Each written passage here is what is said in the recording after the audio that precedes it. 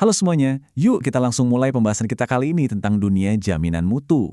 Topik ini kelihatannya teknis banget, tapi aslinya sangat menakjubkan dan punya risiko yang luar biasa tinggi. Kita nggak akan mulai dengan rumus-rumus yang ngebosenin kok. Sebaliknya, mari kita kembali ke tahun 1980-an dan memecahkan sebuah teka-teki dunia nyata yang masif. Bayangin deh, kalian adalah eksekutif di perusahaan elektronik raksasa, dan tiba-tiba kalian dihadapkan pada satu misteri yang benar-benar bikin bingung. Jadi gini ceritanya, pada saat itu konsumen mulai menyadari sesuatu yang aneh banget. TV Sony yang diproduksi di Jepang terbukti punya warna dan ketajaman yang jauh lebih superior dibandingkan dengan model yang sama persis yang dirakit di pabrik San Diego, Amerika. Padahal, dari luar nggak ada label apapun yang ngebedain keduanya. Tapi para pembeli di toko bisa langsung nunjuk mana yang gambarnya lebih bagus. Tentu aja ini memicu investigasi besar-besaran karena di atas kertas, kedua pabrik ini memproduksi desain yang 100% identik. Aneh kan?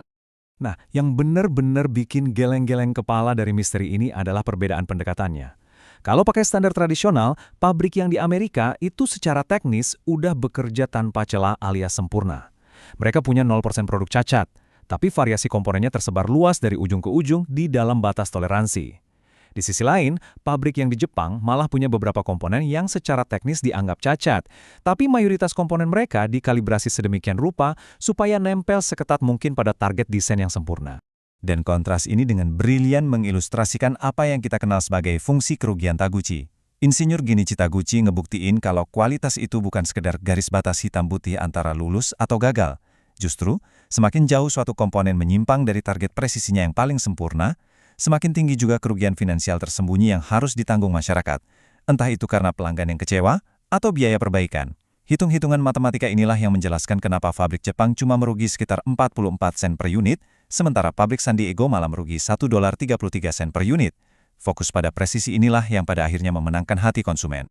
Bagian pertama, mendefinisikan kualitas produk yang sesungguhnya. Supaya kita paham gimana pabrik-pabrik kelas dunia bisa nyampe ke level dewa ini, kita harus mendefinisikan ulang apa sih arti kualitas itu. Kualitas itu bukan sekedar soal lolos inspeksi di tahap akhir loh. Kualitas harus benar-benar dibangun ke dalam sebuah produk dari nol. Nah ini, didorong oleh filosofi fundamental yang disebut Kaizen. Kaizen ini artinya perbaikan itu bukanlah proyek yang cuma dilakukan sekali jalan, tapi sebuah jalanan tanpa henti. Ini adalah mindset di mana setiap hari, setiap pekerja dan insinyur mikirin cara buat ngurangin variasi dan bikin semuanya jadi sedikit lebih baik dari kemarin. Jadi poin utamanya di sini, yang dipelopori sama pakar legendaris kayak W.E. Deming, adalah manufaktur modern tuh harus ganti haluan secara total. Kita udah nggak bisa lagi cuma mendeteksi produk cacat di akhir proses terus membuangnya begitu aja. Kita harus mencegah cacat itu terjadi sejak awal mula. Deming nekanin banget kalau kita harus berhenti bergantung pada inspeksi massal dan berhenti ngejar-ngejar kuota angka. Gantinya, kepemimpinan yang fokusnya adalah nyempurnain sistem itu sendiri. Bagian kedua, matematika kesempurnaan. Yuk, kita beralih ke alat-alat nyata yang dipakai di lapangan. Kita bakal lihat gimana filosofi tadi diubah jadi realitas matematis yang konkret. Karena gini, kita kan nggak bisa ngatur apa yang nggak bisa kita ukur ya kan? Kalau kalian ke lantai pabrik dan ngukur variasi-variasi kecil dari komponen yang lagi dibuat, katakanlah ngukur diameter poros logam, terus datanya dikelompokkan, kalian bakal dapat sebuah histogram.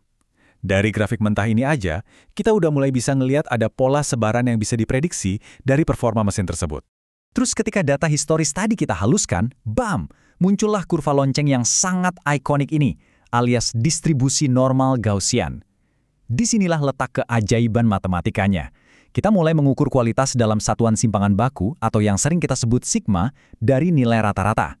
Logikanya simpel, semakin langsing atau semakin sempit kurva lonceng kalian, berarti semakin sedikit variasi yang ada. Dan pastinya, kualitas produk kalian jauh lebih tinggi dan konsisten. Biar kalian kebayang betapa tingginya standar yang lagi kita bicarain sekarang, coba dengerin angka ini. Metodologi modern yang namanya Six Sigma, itu nargetin tingkat kecacatan cuma 3,4 dari 1 juta komponen yang diproduksi. Bayangin aja, kalau pabrik kalian cuma beroperasi di level 3 Sigma, kalian bakal ngasilin 2.700 cacat per juta. Buat bikin barang yang nggak boleh gagal sama sekali, kayak komputer atau mesin pesawat terbang, lompatan dari 3 Sigma ke 6 Sigma ini sukses nyelamatin perusahaan dari kerugian miliaran dolar, dan yang paling penting, nyelamatin banyak nyawa. Bagian ketiga, membaca peta kendali. Pertanyaannya sekarang, gimana caranya seorang operator bisa tahu kalau mesin mereka udah mulai ngaco sebelum produk cacatnya beneran kejadian? Jawabannya ada di pengendalian proses statistik, jantungnya pabrik modern. Di sini kita bisa lihat proses yang kendalinya sempurna lewat sebuah peta kendali. Titik-titik pengukurannya naik turun secara acak dari waktu ke waktu, nggak nunjukin pola yang aneh, dan yang paling penting, semuanya anteng berada di dalam garis putus-putus batas atas dan bawah. Artinya apa? Mesin ini beroperasi persis kayak yang seharusnya. Tapi coba deh perhatiin grafik yang udah lepas kendali ini. Ini tuh semacam alarm bahaya. Di satu grafik, datanya kelihatan konsisten nyerempet di batas atas. Ini indikasi kuat kalau settingan mesinnya nggak dikalibrasi dengan benar.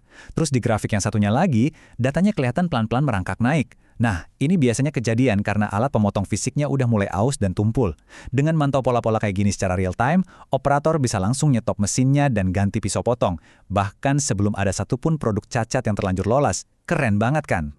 Bagian keempat, menginspeksi tanpa menghancurkan. Tentu aja, sehebat apapun kendali statistik yang kita punya, kita tetap wajib memverifikasi hasil akhir dari produk-produk yang risikonya tinggi.